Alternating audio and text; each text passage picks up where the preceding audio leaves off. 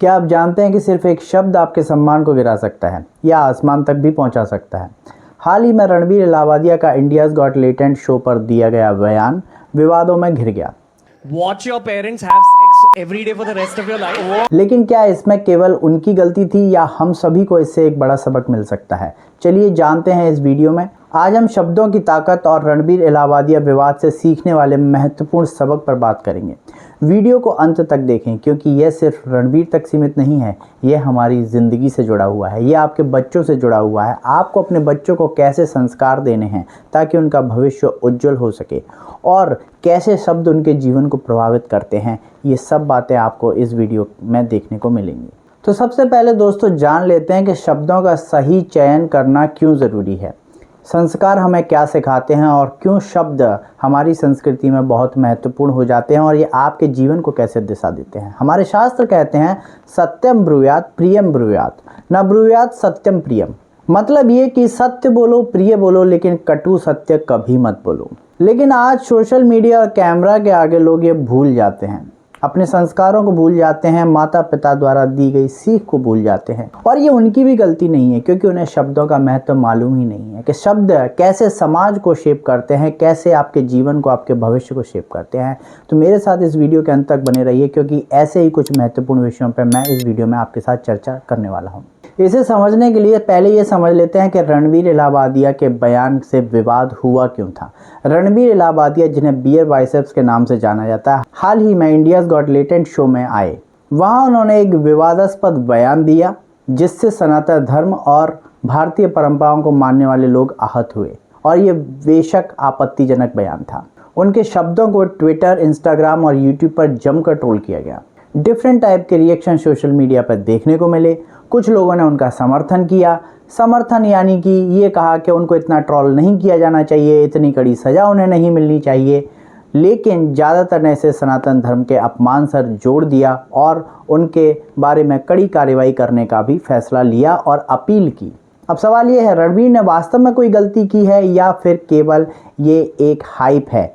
इसे समझने के लिए हमें वर्ड्स की पावर, अच्छे और बुरे शब्दों के प्रभाव को अपने जीवन पर, अपनी मानसिकता पर समझना पड़ेगा। कोई भी शब्द आपके बच्चे के मन पर कैसा प्रभाव डालता है, कैसे वो आगे अपने जीवन को सुधार सकते हैं अच्छे शब्दों का चयन कर ये सब बातें जानना बहुत ज़रूरी है। हमारे वेदों और उपनिषदों में कहा गया है कि शब्दों का हमारी चेतना पर गहरा प्रभाव पड़ता है। आज यदि आपके बच्चे गाली देने को ट्रेंड समझते हैं या कूल समझते हैं तो इसका प्रभाव उनके आगे आने वाले भविष्य पर जरूर पड़ने वाला है। और ऐसी ही कुछ भद्दी और आपत्तिजनक टिप्पणी रणबीर ने अपने शब्दों द्वारा की। अच्छे शब्दों का सकारात्मक प्रभाव आपके जीवन पर पड़ता है जो आपको एक नई दिशा, नई ऊर्जा और एक सकारात्मकता की तरफ ले जाता है।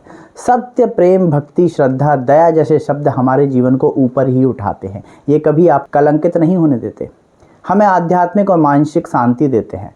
बट यदि ट्रेंड के नाम पर, कूल बनने के नाम पर आप या आपका बच्चा गाली गलौज करता है, गंदी टिप्पणियां करता है, तो इससे उसके जीवन पर दुष्प्रभाव जरूर देखने को मिलेंगे और प्रमाण आपके सामने हैं। रणबीर को आपने ट्रोल होते देखा, रणबीर को कितना सोशल ट्रॉमा, कितना मेंटल ट्रॉमा हुआ होगा, इसकी आप कल्पना भी नहीं कर सकते। बुरे शब्दों का नकारात्मक प्रभाव हमारे मन पर पड़ता है, आपके बच्चों के मन पर पड़ता है। निंदा, कटाक्ष यानी कि कमेंट्सबाजी, गाली गलौज हमारे कर्मों को दूषित करते हैं। ये व्यक्ति की छवि खराब कर सकते हैं, चाहे वह कितना भी अच्छा हो। अब आप रणबीर के उदाहरण को ही ले लीजिए। एक ही गलत शब्द के कारण उनकी साख को नुकसान पहुंचा। जो लोग उन्हें मोटिवेशनल और ज्ञानवर्धक समझते थे वही लोग अब उन्हें ट्रोल भी कर रहे हैं। कई लोगों ने तो उनके पॉडकास्ट पर आने से मना कर दिया। अब चलिए जान लेते हैं सही शब्दों की ताकत क्या है। यदि आप अपने संस्कारों में रहते हुए सही शब्दों का चयन करते हुए कोई भी बात रखते हैं, कोई भी तर्क रखते हैं, तो उसका इम्पैक्ट आपकी लाइफ पर सकारात्मक तौर पर कैसे पड़ता है। आज सोशल मीडिया पर हर कोई अपनी बात कहना चाहता है, रख सकता है, लेकिन क्या हम सोचते हैं कि हम जो लिख रहे हैं या बोल रहे हैं उसका प्रभाव समाज पर क्या होगा, आगे आने वाली जनरेशन पर क्या होगा, बच्चों पर क्या होगा। रणबीर ने शायद जानबूझकर गलत शब्दों का चयन नहीं किया था, लेकिन आज की डिजिटल दुनिया में कूल बनने के चक्कर में एक छोटी सी गलती भी भारी पड़ सकती है। हम सबको इससे क्या सीखना चाहिए? बोलने से पहले सोचें, सकारात्मक सोच रखें, अच्छे शब्दों का चयन करें, अपनी संस्कृति और भाषा की मर्यादा को हमेशा कंट्रोल में रखें।